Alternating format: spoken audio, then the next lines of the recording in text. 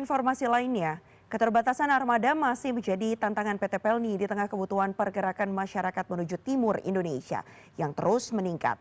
Sebagai negara maritim yang terdiri dari ribuan pulau, penguatan transportasi laut dinilai menjadi kebutuhan yang strategis untuk memerlukan perhatian dan dukungan pemerintah. Berikut ini liputan dari koresponden Desi Aritonang, langsung dari Maumere, Nusa Tenggara Timur.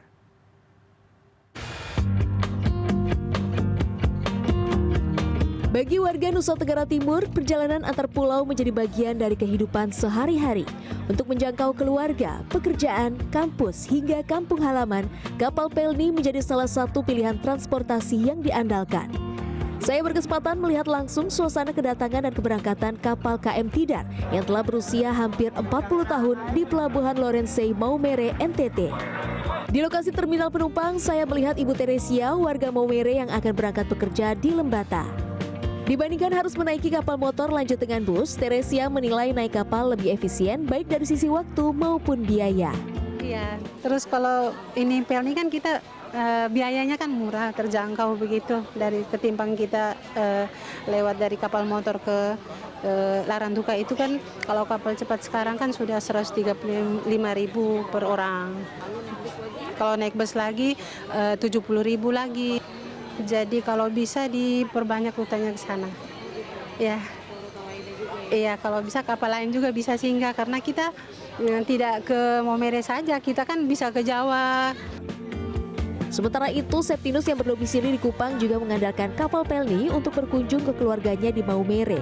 Dengan kapal, ia bisa membawa 2 kardus umbi-umbian tanpa dikenakan biaya tambahan.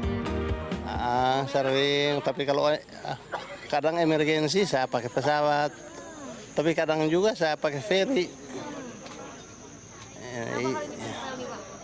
Kalau Pelni sering-sering.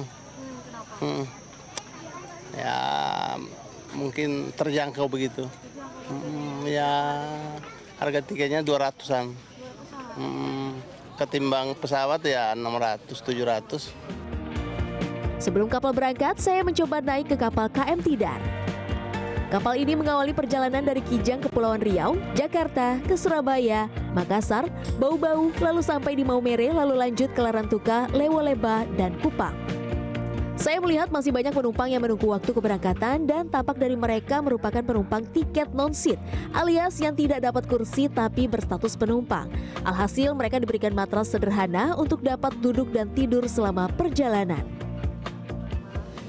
Nama saya Ibu Hartini M. Nur. Ibu Hartini dari mana mau kemana? Dari Batam mau pulang ke Larantuka. Emang bayar tiketnya berapa sih Bu kemarin? Bayar tiketnya 800.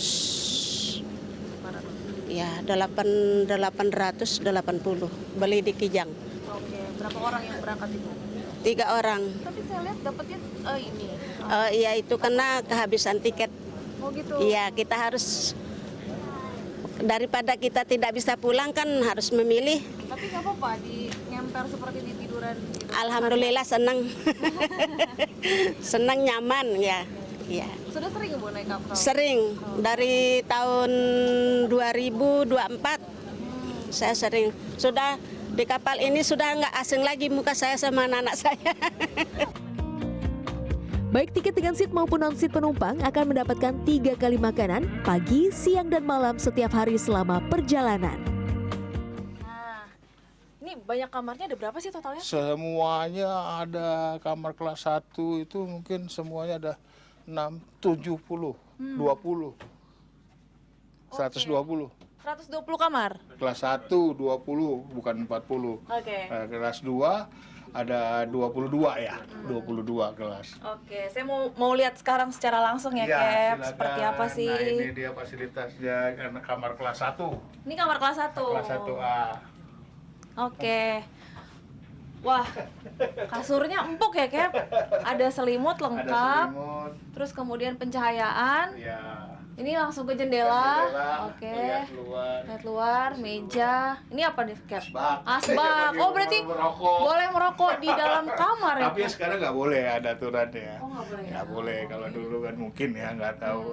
Tapi kalau saya satu kamar nih mau isi buat bertiga berempat boleh?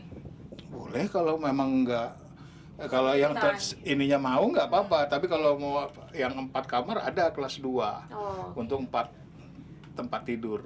Kamar mandi juga di dalam. Dalam juga sama. Oke. Berarti kalau saya mau dapat seperti ini, tadi biayanya berapa add-on-nya? Add-onnya mungkin ada penambahan, mungkin harga tiket kan ke Kupang 300-an ya, mungkin atau 3,5-an. Nah itu ditambah, mungkin ada add-on bisa jadi 400 atau 500 ribu. Baik, menarik. Tapi selalu penuh nggak sih Cap untuk kamar seperti ini setiap perjalanan? Kalau add-on kita banyak juga yang ini yang make add-on ya. Cuman kan berdasarkan kuota semua sekarang kita. Karena tiap kita masih ada pelabuhan lagi Kupang, Larantuka, lalu Leo-Leba, Larantuka, Maumere, Bau-Bau, Makassar, Surabaya, Jakarta, ujungnya Tanjung Pinang. Berarti dari sini kosong, mungkin nanti di titik lain itu terisi. Ada terisi, karena kan kuotanya itu kita yang nggak bisa. Jadi bukan langsung Kupang, langsung Maumere, tidak. PT Pelni mengakui jumlah armada yang dimiliki saat ini belum sepenuhnya mampu mengakomodasi kebutuhan penumpang. Pelni mengoperasikan 26 kapal penumpang dan 30 kapal perintis. Kapal penumpang melayani 74 pelabuhan, sementara kapal perintis menjangkau sekitar 305 pelabuhan. Setiap tahun, Pelni mampu mengangkut sekitar 5,2 juta penumpang atau rata-rata sekitar 500.000 penumpang setiap bulan. Selain menunggu proses pengadaan kapal baru, Pelni juga mempertimbangkan investasi armada di luar penugasan pemerintah. Jenis armada yang dipertimbangkan antara lain kapal penumpang ro-ro dan kapal cepat dengan rute yang akan disesuaikan berdasarkan kebutuhan angkutan.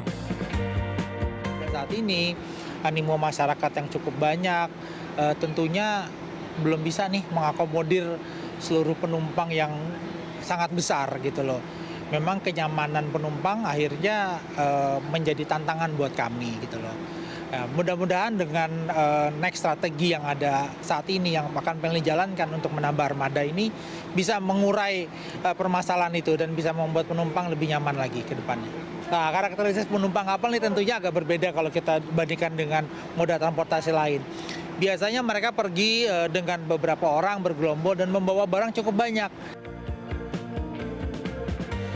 Sebagai negara maritim, transportasi laut bukan sekedar alternatif angkutan, melainkan salah satu tulang punggung mobilitas masyarakat, penghubung antar pulau, dan menggerakkan ekonomi. Karena itulah, dukungan pemerintah dinilai penting agar ketersediaan armada dan akses transportasi laut dapat terus diperkuat. Desi Aritondang, Andika Marianto, Maumere, Nusa Tenggara Timur.